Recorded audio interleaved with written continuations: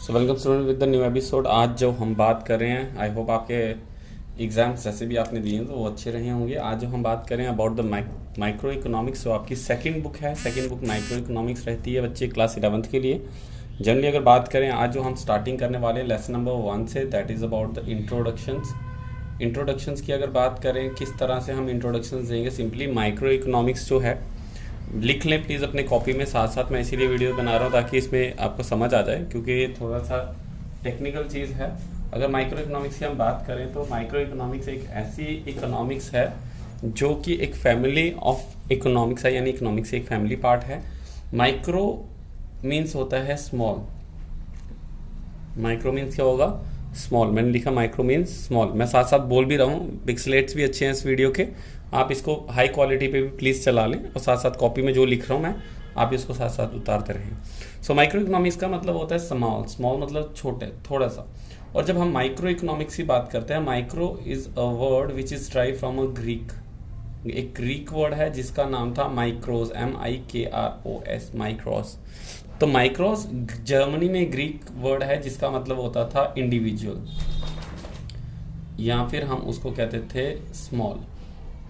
Individual यानी कि जैसे आप यहाँ पे देख रहे हैं मेरे पास 2 पेन है, तो ये पेन की जो फीचर्स हैं वो इस पेन से अलग हो गई। यानी हम सिंगल चीज़ को जब स्टडी करते हैं, जैसे हम इसी पेन को स्टडी करेंगे तो ये कहेगा माइक्रो। एक आदमी की डिमांड कितनी है, आपको कितनी भूख है, आपके पेरेंट्स की इनकम कितनी है, आपकी एक इंडिविजुअली पूरी कंट्री की बात नहीं करें हम, यहाँ पे सिर्फ स्मॉल लेवल पे बात करें।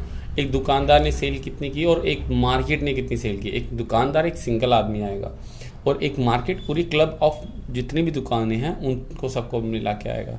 तो हम माइक्रो इकोनॉमिक्स की बात करें तो इट मीन्स हम सिर्फ पढ़ रहे हैं इंडिविजुअल। मैं आप सबको बता दूं, अगर आपने माइक्रो इकोनॉमिक्स को अगर लाइटली लिया, अगर आप इसको अच्छे से नहीं समझ पाए, इसके कंसेप्ट अच्छे नहीं समझे, तो आपको 12th की माइक्रो इकोनॉमिक्स में थोड़ी सी डिफिकल्टी आ सकती है। सो बेटर है प्लीज़ आप इसको थोड़ा सा ध्यान देके स्टार्ट करेंगे। सो माइक्रो इकोनॉमिक्स का सबसे पहले हम बात करें डेफिनेशंस की।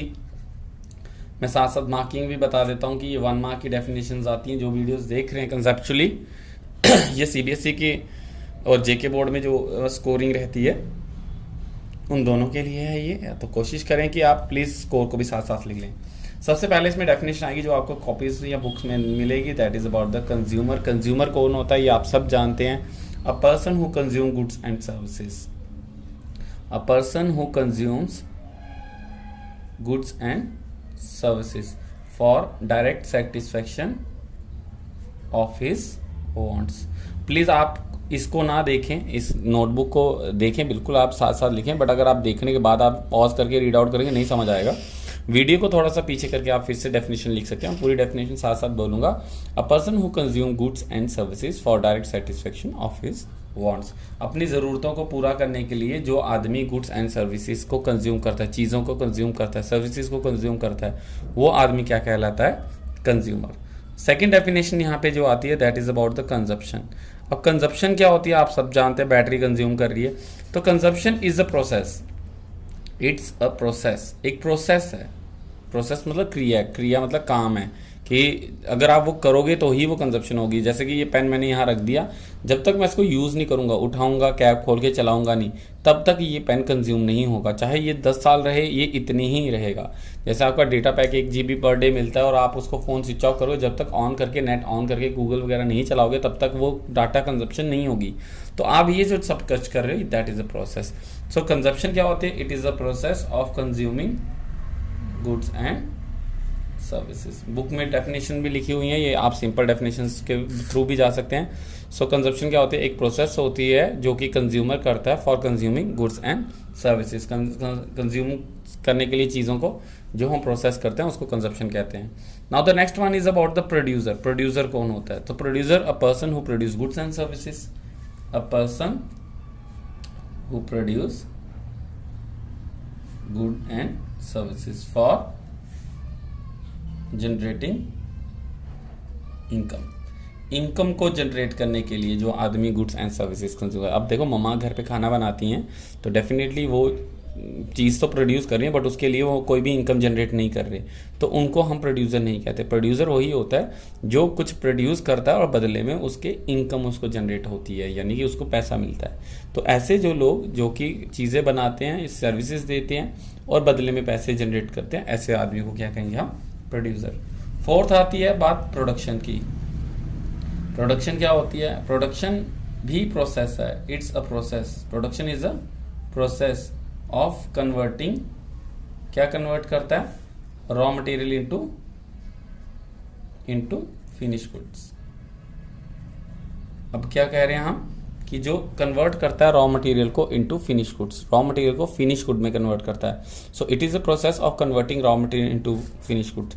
तो एक आदमी अगर लेट इट भी चीनी लेके आता है और उसकी चाय बनाता है, तो चाय जो बनेगी तो उसके लिए एक प्रोसेस होगी।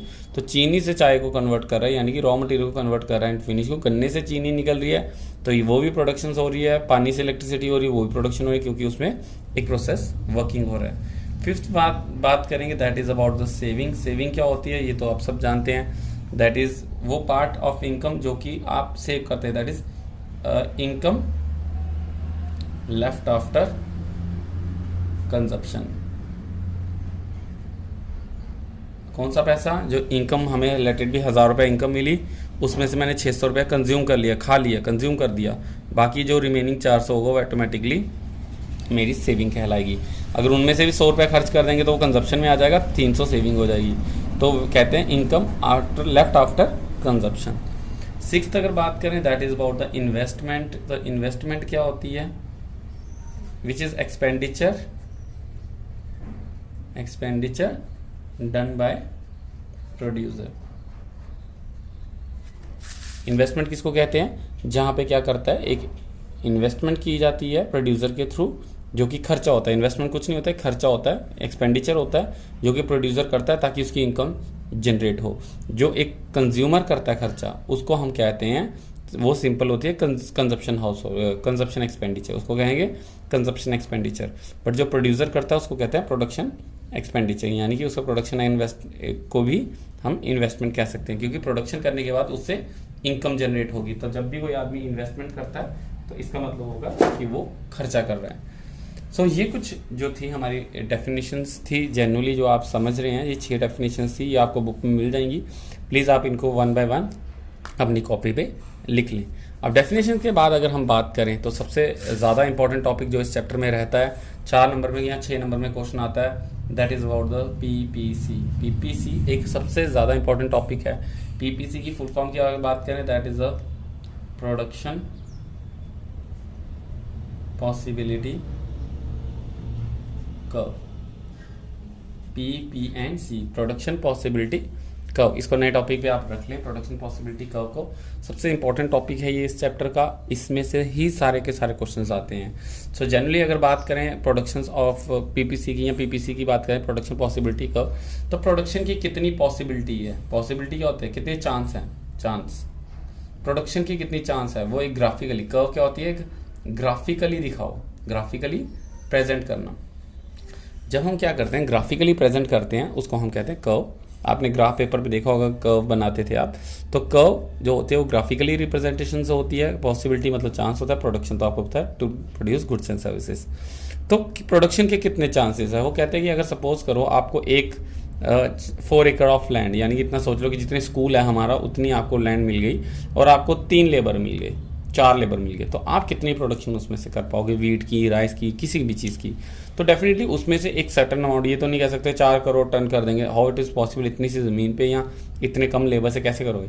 तो कितने चांसेस हैं? आपसे पूछा जाए कितने चांसेस हैं, जैसे आपके पेरेंट्स पूछते हैं, अच्छा तुम्हें ट्यूशन भी लगा देते हैं, तुम्हें स्कूल भी अच्छा देते हैं, सब कुछ देते हैं, दैन कितने % के चांसेस हैं, कितने % ले आओगे? तो आप सारे रिसोर्सेज को कंपाइल करके, मैं ट्यूशन भी जा रहा हूँ, मुझे ये भी हो रहा है, स्कूल भी है, ऑनलाइन थी, ये थी, वो थी, तो कितने % तक लाएंगे? That is chances. तो प्रोडक्शन के चांसेस कितने हैं उसको हम जो ग्राफिकली प्रेजेंट करेंगे। सबसे पहले इसमें रहेगी आपकी इंट्रोडक्शन। पीपीसी क्या होती है? PPC is a graphical presentation. ये क्या होता है? ग्राफिकल प्रेजेंटेशन रहती है विच shows the productions which producer can produce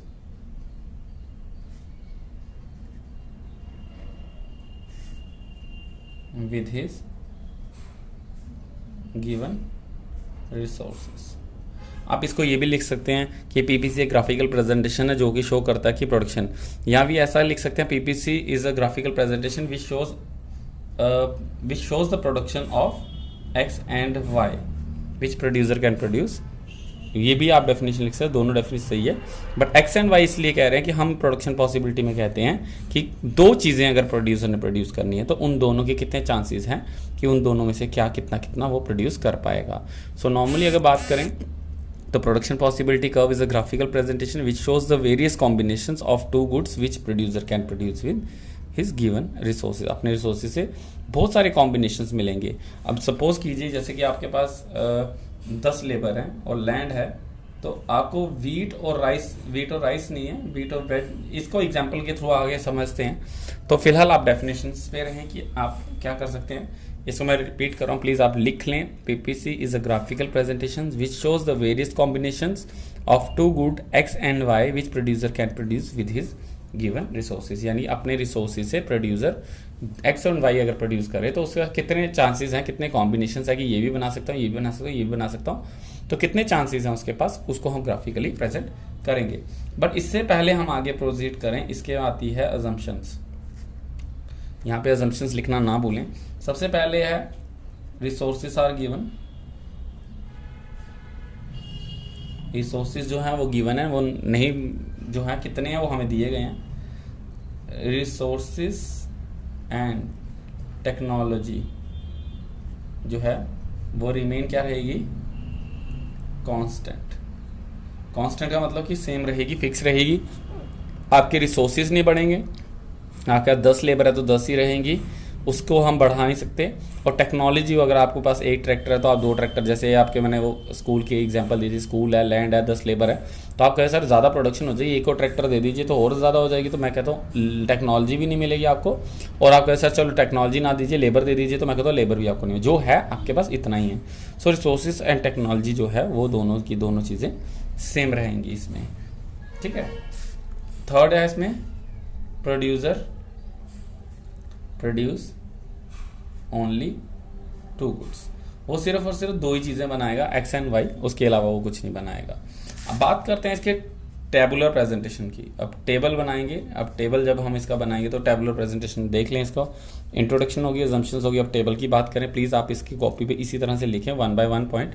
so table की अगर बात करें तो हम एग्जाम्पल ले रहे हैं, जो हम यहाँ पे एग्जाम्पल शो कर रहे थे वही एग्जाम्पल अब यहाँ पे ले रहे हैं। सो मान के चलते हैं, सपोज करो प्रोड्यूसर जो है एक सर्टन पीस ऑफ लैंड पे इस तरह से आप बना लें, 2 चीज़ों की प्रोडक्शन करना चाहता है। एक प्रोडक्शन करता है वो क्लोथ की, अगर सपोज कीजिए उसके पास लेबर है, उसकी 2 फैक्ट्रीज चल रही हैं, एक उसके पास फैक्ट्री है जहाँ पे वो क्या कर सकता है, जहाँ पे वो कर सकता है इसकी प्रोडक्शन, सॉरी जस्ट मिनट, जिसमें वो प्रोडक्शन कर सकता है एक फैक्ट्री में क्लोथ की, और उसके पास लैंड है जहाँ पे वो प्रोडक्शन कर सकता है वीट की, ठीक है। तो बट लेबर उसके पास कांस्टेंट है, टेक्नोलॉजी उसके पास कांस्टेंट है, जनरेटर है उसके पास, लेबर है उसके पास, ट्रैक्टर है, जो भी है वो सारी चीज़ें कांस्टेंट है। यहाँ पे आएगा कॉम्बिनेशन की, वो क्या क्या बना सकता है। Let me combination a combination की बात करें, क्या बना सकता है। मैं कहता हूँ अगर सारे के सारे लेबर उठा के क्लोथ की प्रोडक्शन पे लगा दे या वीट की प्रोडक्शन पे लगा दे, चलो हम पहले वीट की प्रोडक्शन करते हैं कि उसके पास अज्यूम कर रहे हैं कि लेबर कितने 10 हैं, रिसोर्सेज जो गिवन है, हमने कहा रिसोर्सेज गिवन है, रिसोर्सेज कितने 10 हैं। सो 10 लेबर अगर उसके पास अवेलेबल हैं तो हम कहते हैं सारे के सारे लेबर लगा के वो 15 क्विंटल 15 टन जो भी आप कह लें 15 यूनिट्स ऑफ वो वीट प्रोड्यूस कर सकता है। तो ऑटोमेटिकली अगर सारे के सारे लेबर वीट बनाने को चले जाएंगे तो उसकी क्लोथ की प्रोडक्शन में तो कोई भी नहीं जाएगा। अगर क्लोथ की नहीं होगा तो प्रोडक्शन कितनी रहेगी, 0। बट प्रोड्यूसर को रियलाइज़ होता है नहीं, मुझे क्या करना है कि मुझे क्लोथ की प्रोडक्शन करनी है। तो डेफिनेटली क्लोथ की प्रोडक्शन तभी हो पाएगी जब वो कुछ लेबर्स को विड्रॉ करेगा from the productions of wheat for the productions of cloth. तो 10 लेबर्स दे हैव। अब मैं ये नहीं कहता सर लेबर हायर करते हैं, we are already assume that labour and resources are given and that remain constant. तो हम इसी 10 में से सपोज करो कुछ लेबर्स को यहाँ पे लगा देते हैं। तो अगर कुछ लेबर्स लगाते हैं तो यहाँ पे प्रोडक्शन अगर 1 की होगी तो डेफिनेटली यहाँ पे कुछ ना कुछ उसका असर देखने को मिलेगा। यहाँ पे प्रोडक्शन कम होगी, क्योंकि कुछ लेबर अगर वीट में से निकालोगे तो प्रोडक्शन के वीट के काम करने वाले कम हो जाएंगे, इसकी वजह से प्रोडक्शन कम होगी और क्लोथ की प्रोडक्शन बढ़ जाएगी। अगर वो चाहे तो एक और कॉम्बिनेशन ले सकता है जिसमें वो थोड़े और लेबरों को क्लोथ में निकाल दे, उसको लगे क्लोथ में बेनिफिट हो रहा है तो वो इसी तरह से ये कर सकता है। इसी तरह से उसके पास एक और कॉम्बिनेशन आएगा, ये डी ई में कॉम्बिनेशन आएगा इस तरह से, और एफ में कॉम्बिनेशन आएगा 5 एंड सी। जो एफ कॉम्बिनेशंस आप देख रहे हैं जहाँ पे वो कितनी प्रोड्यूस कर सकता है, 5 यूनिट ऑफ क्लोथ प्रोड्यूस कर सकता है और 0 यूनिट, क्योंकि इसका मतलब हुआ कि सारे के सारे 10 लेबर जो थे अब फॉर यूज हो रहे हैं for the production of cloth, अगर सारे 10 लेबर क्लोथ प्रोड्यूस करेंगे तो यहाँ पे कोई भी प्रोड्यूस नहीं करेगा। तो ये सिंपल सा एक टेबल है, आपको इसी को एक्सप्लेन करना है। You have to be explain it very carefully that the producer have a given resources, we are assuming that the 10 labor is there, the producer producing two goods X and Y means cloth and wheat. So when in the combination A all the resources are utilized for the productions of wheat, so all the labors are utilized for the production of wheat, definitely there is 0 unit of the 0 unit productions of the cloth. But as similarly if he want to produce something in the cloth, then he has to withdraw some labor from the wheat production and put in the cloth production. When the sum of the labor is withdrawn from the wheat for the productions of cloth, so definitely 1 unit of the cloth is you are looking here, and some of the resources are withdrawn from the wheat, so it will reduce the productions of wheat. Again similarly for the production of C, if he want to be produce more unit of cloth, he have to withdraw one more unit of more resources from the productions of wheat. It indicates that when the resources are withdrawn from the production of wheat, again the production will fall on, and says the same thing is going on. And if all the resources are used for the production of cloth, definitely the combination F shows that the 5 units of cloth production is be manufactured by the producer, where the 0 production is done by the wheat. So how it is possible, तो आप लिख सकते हैं इस कहानी को, अपने book में आपको दिया हुआ है, चाहे तो कुछ भी लिख सकते हैं। इसी तरह से आपने थोड़ा सा इसको एक्सप्लेन करना है, हल्का सा टेबल को आप एक्सप्लेन करेंगे, और अगर 4 नंबर में क्वेश्चन है तो आप टेबल को हल्का सा एक्सप्लेन करें, ज़्यादा इसको कुछ नहीं करेंगे। बट क्योंकि पीपीसी का मतलब था ग्राफिकल प्रेजेंटेशन, तो अब हम यहाँ बनाएंगे इसकी डायग्राम। अब जब हम डायग्राम की बात करें, प्लीज़ इस टेबल को पूरा उतार लें, बिल्कुल हाई पिक्सल क्वालिटीज़ में ये वीडियो बनाई गई है, आपको कोई भी दिक्कत नहीं आएगी, नो डाउट्स। आप प्लीज़ इसको बाद में भी रिवाइंड करके देख लें, इसे पिक्सल 144 से बढ़ा लें, ये जो आपको डेटा दिख रहा है ये सारा क्लियर दिखेगा। सो अच्छे से क्वालिटी में आप इसको देख पाएंगे। अब सेकंड बात करें डायग्राम्स की, तो हम यहाँ पे डायग्रामेटिकली बात करते हैं। हम डायग्राम बना रहे हैं यहाँ पे, that we are taking the 2 axis x and y, क्योंकि ग्राफ आपको पता है इसी तरह से बनता है, this is the x and this one is the y। On x axis we are taking a cloth, on y axis we are taking a wheat. ठीक है, तो यहाँ पे 0 1 2 3 4 एंड 5, रिमाइंड दैट इनके डिस्टेंस इक्वल होने चाहिए, कोई ज़्यादा बड़े नहीं होने चाहिए। आप स्केल से यूज़ कर सकते हैं, इसमें मैंने काफ़ी ज़्यादा प्रैक्टिस की है, इसीलिए मैं बिना स्केल के आप बना सकता हूँ, लेकिन आप प्लीज़ स्केल को यूटिलाइज ज़रूर करें। इसमें आप ले सकते हैं let it be 3 6 9 12 and let this one is 15। इसके भी स्केलिंग जो होगी वो प्रॉपर रहेगी। इसमें जितना रेशियो रहेंगे 3 6 9, अगर 2 ले रहे हैं तो 2 4 8, तो ऐसे ही रेशियो जो होंगी वो सेम रहेगी। ये आप ग्राफ की प्रॉपर्टीज पढ़ चुके हैं। सो कॉम्बिनेशन ए यहाँ पे देखिए, कॉम्बिनेशन ए शो कर 0 cloth and 15, this one is 0 cloth and 15 wheat. यहाँ पे एक डॉट लगाएंगे और यहाँ पे एक ऐसा सर्कल करेंगे, दिस इज अ कॉम्बिनेशन ए। ठीक है, ये जो आपको ग्राफ में बताया मैंने, इसीलिए इसके साथ ही स्टार्ट माइक्रो इकोनॉमिक्स की, क्योंकि आपने रिसेंटली ये सारी चीज़ें पढ़ी हैं अपने स्टैटिस्टिक्स में, इसी वजह से स्टैटिस्टिक्स को आपको कहा गया था ध्यान से पढ़ें। बी कॉम्बिनेशन शो करता है 1 unit of cloth and 14 unit of wheat, तो यहाँ पे this indicates the point of B, combination B. इसी तरह से आप 2 पे लगाएंगे 12, let this one is 2 and 12, this is combination C. 4 and 9, this is 4 and 9 D. Then after 3 and 9, so 3 and 9, 4 and 5, 4 and 5 E, and this one is F. By joining these points, ये सारे points को आप join करेंगे, अगर इन points को join करेंगे इस तरह से, ये देखिए जिस तरह से मैंने join किया तो आपको एक कर्व दिख रही है, ये देखिए पॉइंट को join करेंगे तो ये आपको एक कर्व दिख रही है, और इसी कर्व को जो हम कहते हैं this is called the PPC, it's called the production possibility curve. यानी कि आप इसके अंदर कुछ भी प्रोडक्शन कर सकें, इतनी इतनी इतनी इतनी इतनी, बट इसके कर्व जैसे एक हाथ की एक लिमिट होती है कि वो कहाँ तक जा सकता है, इसको हम यहीं तक टच कर सकते हैं। तो वैसे ही आप यहाँ से देखें तो इस यहीं तक प्रोडक्शन हो पाएगी, इसके बाहर वो प्रोडक्शन नहीं कर पाएगा। So this is a graphical presentation जो दिखाती है कि कितनी रेंज तक आप चांस है प्रोडक्शन के।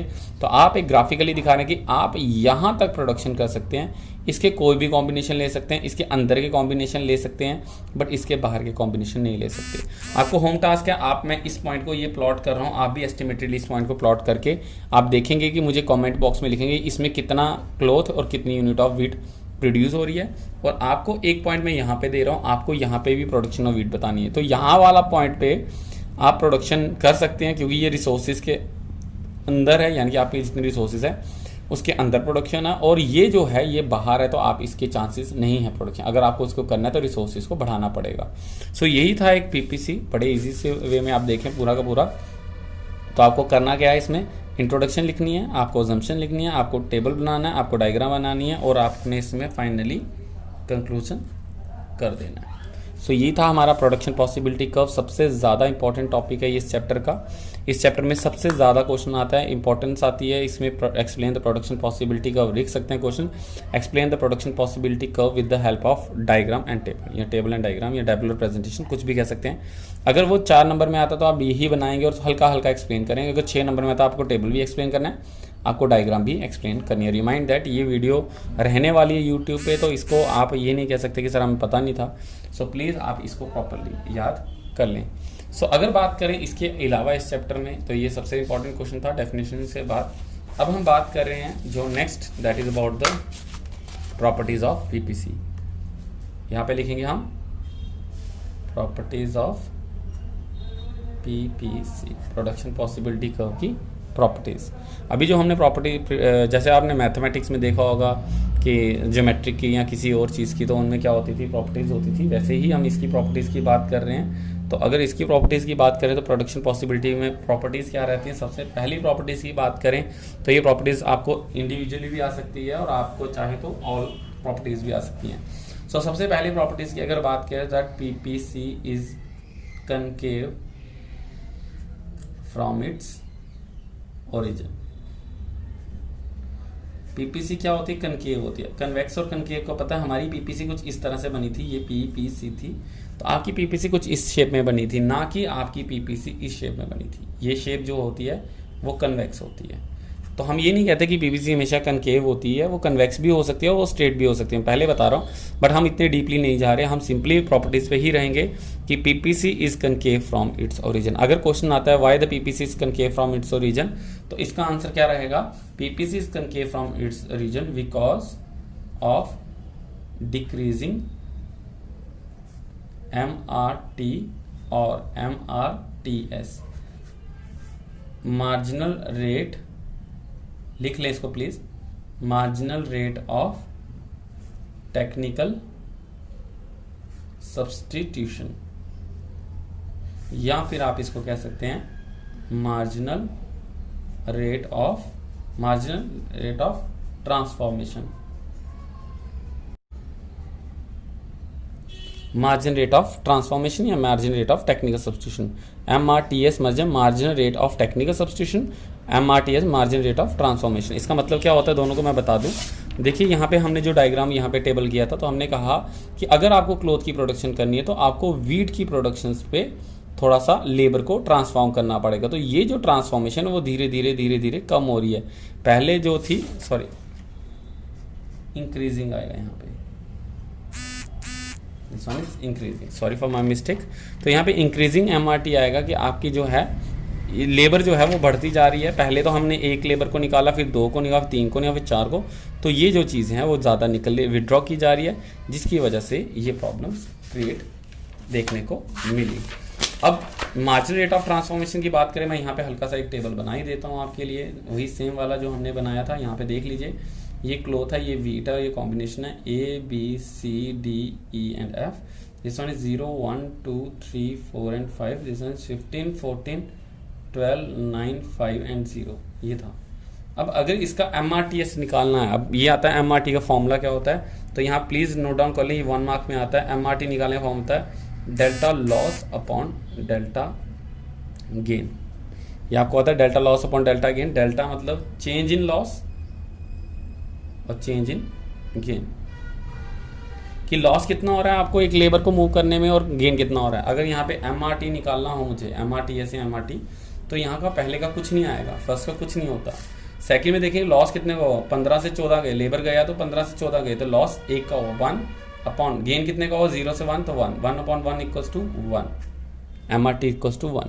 बट और लेबर विड्रॉ करने 14 से कितने गए हम, 12 पे। आप अपनी कॉपी पे भी देख सकते हैं जो आप बना चुके हैं PPC में, 14 to 12 जाने पे 2 का लॉस हो रहा है। चेंज कितना हुआ, 2 अपॉन, फायदा कितना हुआ लेबर को निकालने का, 1, 2 अपॉन 1 इज इक्वल टू 2। ऐसे ही 12 to 9 गए तो 3 अपॉन 1, 4 अपॉन 1 एंड 5 अपॉन 1, तो आपको दिखेगा 3, 4, 5। तो marginal rate of technical substitution 1, 2, 3, 4, 5 बढ़ रहा है। तो हमने यहाँ लिखा बिकॉज ऑफ इंक्रीजिंग MRT, और इसी टेबल का हमने ये डायग्राम बनाई थी, और इसी डायग्राम के थ्रू हमें पता चला कि PPC जो होगी वो कनकेव होगी। तो why the PPC is concave from its origin, because of increasing MRT। और MRT निकालने formula delta loss upon delta gain. Second property की बात करें that PPC is downward sloping, downward sloping from left to right. Simple सी चीज़ है कि हम कहते हैं कि PPC होती है डाउनवर्ड स्लोपिंग होती है। यहाँ पे एक डायग्राम देख लें इसकी, तो ये है इसकी डायग्राम। तो लेफ्ट एंड राइट ये स्लोप कर रही है डाउनवर्ड्स की तरफ, तो कहते हैं कि ये डाउनवर्ड्स है। क्यों है, because of negative relation between X and Y। X and Y के बीच में नेगेटिव रिलेशन है। अगर आप क्लोथ की प्रोडक्शन को बढ़ाओगे, यहाँ से ये बढ़ाओगे, तो ऑटोमेटिकली आपको ये चीज़ कम करनी पड़ेगी। रिसोर्सेज उतने ही रहेंगे, आपके रिसोर्सेज सेम रहते हैं, तो इसी वजह से हम कहते हैं कि अगर आप क्लोथ की प्रोडक्शन बढ़ाना चाहते हो तो आपको वीट की प्रोडक्शन कम करनी है। अब यहाँ देखेंगे कि जैसे जैसे आपने क्लोथ की प्रोडक्शन बढ़ाई है वैसे वैसे आपकी वीट की प्रोडक्शन कम हुई है, तो ये दोनों चीज़ें नहीं एक साथ बढ़ सकती, जिसकी वजह से PPC क्या होती है, downward sloping from left to right. तीसरी प्रॉपर्टी की बात करें that PPC can rotate. PPC क्या करेगी, रोटेट कर सकती है। इसकी रोटेशंस की बात करें, रोटेशंस होता है एक साइड से, यहाँ से यहाँ पे, यहाँ तो ये बाहर को या ये अंदर को जा सकती है। अगर due to some change in resources, अगर चेंज होते हैं कौन, रिसोर्सेज, अगर रिसोर्सेज चेंज होंगे तो क्या होगा, ये बाहर या अंदर आ सकती है। लेट इट बी रिसोर्सेज, अगर 10 लेबर आ गए क्लोथ की प्रोडक्शन के लिए अच्छे वाले, या उनको कुछ वर्कशॉप दे दी जाए तो ऑब्वियसली प्रोडक्शन बढ़ जाएगी, और कहीं अगर कोई प्रॉब्लम आती है तो वो कम हो सकती है। और इसी केसेस में हम ये भी कह सकते हैं कि Y के केसेस में, कि Y में भी चेंज हो सकता है। देखें दोनों में एक साइड में ही चेंजेस देखें, या तो X में या Y में, दोनों साइड चेंजेस नहीं होती। जब एक साइड पे दिखाएंगे तो वो क्या होती है, रोटेशंस। तो PPC रोटेट कर सकती है, और रोटेट कब करेगी, जब रिसोर्सेज चेंज होंगे। सेम फोर्थ प्रॉपर्टी की बात करें that PPC can be shifted, वो शिफ्ट भी हो सकती है। शिफ्ट में हल्का सा फर्क होगा कि वो दोनों की दोनों साइड से या तो बाहर चली जाएगी या फिर अंदर आ जाएगी। ऐसा भी हो सकता है, ऐसा भी हो सकता है कि एक साइड से वो क्या कर रही है, बाहर जा रही है, और दूसरी साइड से अंदर आ रही है। तो ये पॉसिबल है, मतलब दोनों पॉइंट से वो चेंज होगी, चाहे अंदर या बाहर। बट ये चीज़ क्लियर है कि इसमें जब होती है तो उसको कहते हैं PPC कैन शिफ्ट। और ये शिफ्ट तब होती है because of the change in technology की वजह से चेंज। सो ये है इसकी 4 प्रॉपर्टीज। बस यही 4 प्रॉपर्टीज को आपको करना है, इसको ध्यान से देख लें। That PPC can concave from its origin, PPC is sloping downward from right to left, left to right, और then one is PPC can rotate and PPC can shift. Please आप इसको एक दफ़ा वीडियो को रिव्यू से फिर से घुमाएं तो आपको ये चीज़ समझ इजीली आ जाएगी। आपके पास 2 दिन होते हैं, आप इजीली इसको बैठें देखें। जहाँ पे इसके बात होगी तो इसके बाद डाउट क्लासेस भी हम इसके स्टार्ट करते हैं। तो ये थी हमारी प्रॉपर्टीज़। तो आपको एक एक करके भी प्रॉपर्टी पूछी जा सकती है, और आपको ओवरऑल भी प्रॉपर्टीज़ आ सकती है। Explain the properties of PPC, तो आपको ये चारों प्रॉपर्टीज एक्सप्लेन करनी है। या question answer explain why the PPC is concave from its origin, तो आपको ये पूरा बताना पड़ सकता है। सो अब जो अगला टॉपिक की हम बात करें, तो नेक्स्ट जो टॉपिक है, ऑलमोस्ट चैप्टर इज ओवर। हमारे इसमें यही मेन चैप्टर टॉपिक थे। इस टॉपिक की अगर बात करें तो अब लास्ट कंसेप्ट आता है अपॉर्चुनिटी कॉस्ट, और एक आता है मार्जिनल अपॉर्चुनिटी कॉस्ट। ये 1 मार्क की डेफिनेशन होती है, 1 मार्क में डेफिनेशन आती है define MOC, define opportunity cost. Opportunity cost होती है, अपॉर्चुनिटी क्या होती है, मौका मिलना, है ना। ये मेरे पास अपॉर्चुनिटी थी, मैं नॉन मेडिकल रख सकता, मेरे पास अपॉर्चुनिटी थी, मैं पॉलिटेक्निक जा सकता था, तो आपके पास अपॉर्चुनिटी थी, बट आपने उसको छोड़ के क्या चूज़ किया, ठीक है ना, और क्या लेफ्ट किया। तो जो कॉस्ट होती है कि उतने के रेट में क्या आ सकता था। तो opportunity cost is nothing, it is just a simple thing कि आप इस चीज़ के बदले x को 1000 की थी और y भी 1000 की थी, आपने x को चूज़ किया, तो यहाँ पे क्या हुआ, y आपकी अपॉर्चुनिटी कॉस्ट है। सपोज कीजिए आप किसी जॉब में इंटरव्यू देते हैं, जॉब में इंटरव्यू देने जाते हैं, कंपनी ए कहती है कि आपको हम 10,000 पर मंथ देंगे, बी कहती है हम आपको 8,000 पर मंथ देंगे, जबकि आपको सी कहती है हम आपको 12,000 देंगे।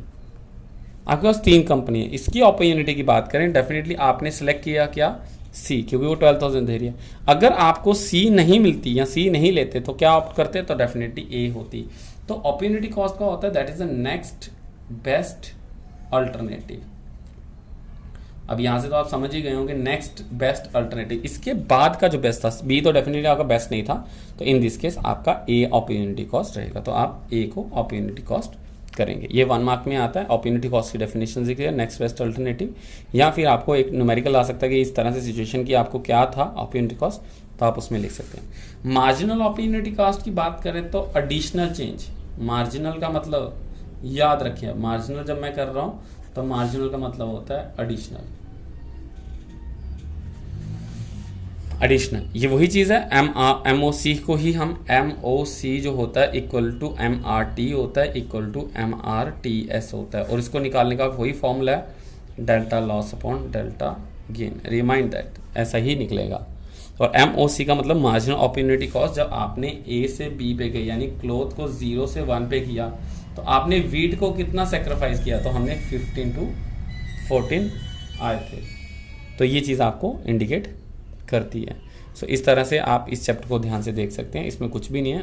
MOC की डेफिनेशन, अपॉर्चुनिटी कॉस्ट की सिर्फ डेफिनेशन करनी। सबसे ज़्यादा इंपॉर्टेंट जो चैप्टर्स में टॉपिक है इसमें, तो वो क्या है हमारे, इस तरह से हमारे रहते हैं इसमें, सॉरी इसमें जो रहते हैं आपके, वो रहेंगे आपके ये प्रॉपर्टीज ऑफ PPC और आपके production possibility curve. So I hope आपको ये चैप्टर समझ आया हो। आप प्लीज़ इसको 2 दिन बैठ के आराम से करें। आप इसको बाद में भी वीडियो देख सकते हैं, ये आपका पूरा चैप्टर है इसमें, और आप इसको आराम से दो ही क्वेश्चन आपने इसमें से मेन करने हैं, opportunity cost, marginal opportunity cost, साथ ही साथ ये जो डेफिनेशंस हमने आपको दी हैं, जस्ट अ मिनट, ये जो हमने डेफिनेशंस करवाई हैं ये भी 1 मार्क्स में रहेंगी, ये भी आपकी बुक में मिलेंगी।